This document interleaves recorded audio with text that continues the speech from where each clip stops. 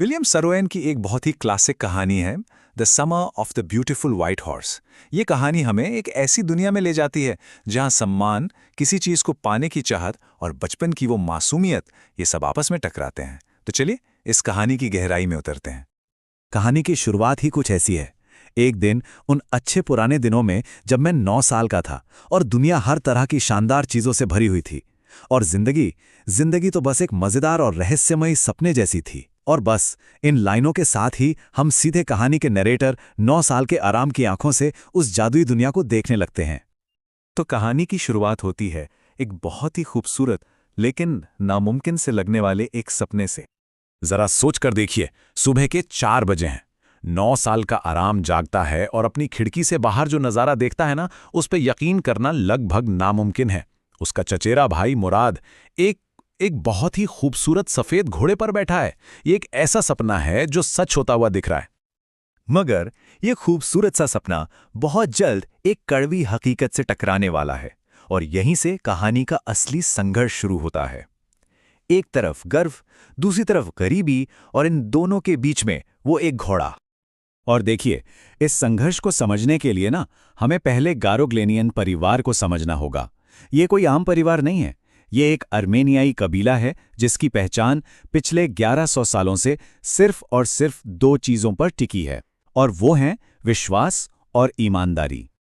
और यहीं पर आराम के अंदर का जो संघर्ष है ना, वो खुलकर सामने आ जाता है। देखिए, एक तरफ है उसका सबसे बड़ा सपना, उसकी सबसे बड़ी ख्वाहिश, घुड़सवारी करना, और सामने वो घोड़ा खड़ा है, शानदार, खूबसूरत, रोमांचक। लेकिन दूसरी तरफ एक ऐसी सच्चाई है जिसे वो नकार नहीं सकता। पहली कि उनका परिवार बहुत गरीब है, उनके पास पैसे नहीं है। और दूसरी, जो इससे भी बड़ी बात है, कि उनका परिवार अपनी ईमानदारी के लिए जाना चाहता है। उनके खानदान में कोई चोरी कर ही नहीं सकता। तो इसी कश्मकश के बीच आराम एक ऐसा सवाल पूछता है जो उस खूबसूरत सपने को एक झटके में तोड़ देता है। वो सीधा पूछता है, मुराद, तुमने ये घोड़ा कहां से चुराया? तो सवाल ये उठता है कि क्या ये चोरी है? खैर, लड़कों के पास इसका भी एक तर्क है। उनका मानना है कि सवारी करने के लिए घोड़ा लेना पैसे चुराने जैसा नहीं होता। उनके हिसाब से ये चोरी तब तक नहीं है जब तक आप उसे बेचने की कोशिश ना करो, और जाहिर है वो ऐसा तो कभी नहीं करने वाले। ये ना बच्चों की नज़रों से सही और गलत की एक बड़ी ही दिलचस्प परिभाषा है।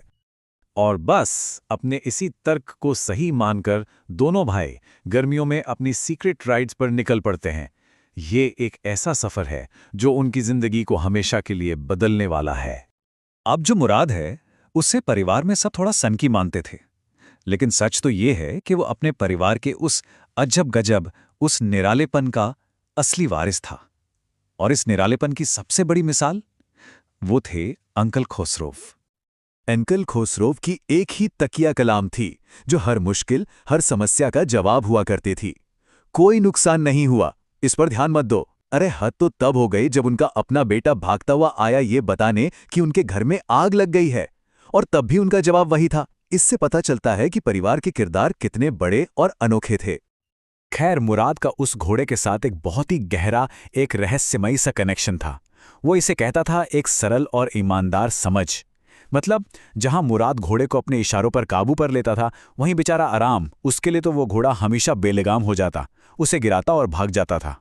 लेकिन ये सपनों की दुनिया, ये सीक्रेट राइड्स हमेशा के लिए तो नहीं चल सकती थीं। अब वक्त आ गया था सच्चाई का सामना करने का। वक्त आ गया था घोड़े के असली मालिक से टकराने का। कहानी में मोड़ तब आता है जब एक दोपहर किसान जॉन बायरो आराम के घर पहुंचता है। वो बड़े दुखी मन से बताता है कि उसका शानदार सफेद घोड़ा पूरे 1 महीने से चोरी हो गया है। ये सुनते ही आराम को एहसास होता है कि ये जो उधार लेने का सिलसिला है, ये कुछ दिनों का नहीं बल्कि बहुत लंबा खिंच चुका है। और फिर वो पल आ ही जाता है जिसका उन्हें सबसे ज्यादा डर था। एक सुबह जब वो घोड़े के साथ थे तो रास्ते में उनकी टक्कर सीधे जॉन बायरो से हो जाती है।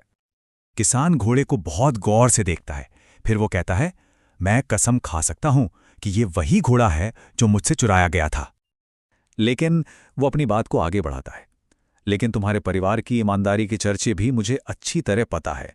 और बस इसी एक पल में उनके परिवार का नाम, उनका सम्मान लड़कों और सच्चाई के बीच एक ढाल बनकर खड़ा हो जाता है। और फिर जॉन बायरो वो बात कहता है जो शायद इस पूरी कहानी का दिल है। वो कहता है, एक शक्की मिजाज का आदमी अपनी आंखों पर यकीन करता, अपने दिल पर नहीं। मतलब साफ था, वो अपनी आंखों देखी सच्चाई के ऊपर उस परिवार के सम्मान पर भरोसा करने का फैसला कर रहा था। किसान के इस भरोसे ने, इस विश्वास ने लड़कों को अंदर तक हिला के रख दिया। अब बारी उनकी थी। उन्हें एक फैसला लेना था, एक सम्मानजनक फैसला।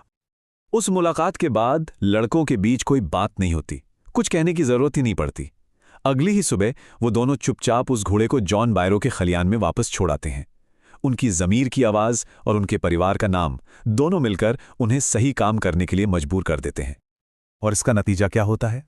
खैर, जॉन बायरो बहुत खुश है। वो बताता है कि उसका घोड़ा न सिर्फ वापस आ गया है, बल्कि अब वो पहले से ज्यादा मजबूत और पहले से बेहतर स्वभाव का भी हो गया है।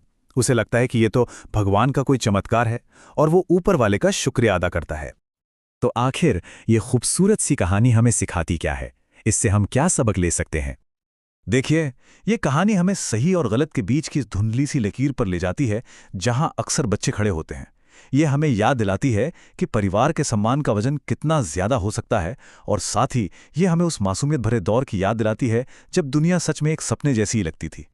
और आखिर में ये कहानी हमारे सामने एक बड़ा सवाल छोड़कर जाती है। अगर कोई चीज सिर्फ इस्तेमाल करके वापस करने की नीयत से ली जाए, तो क्या उसे चोरी कहा जा सकता है?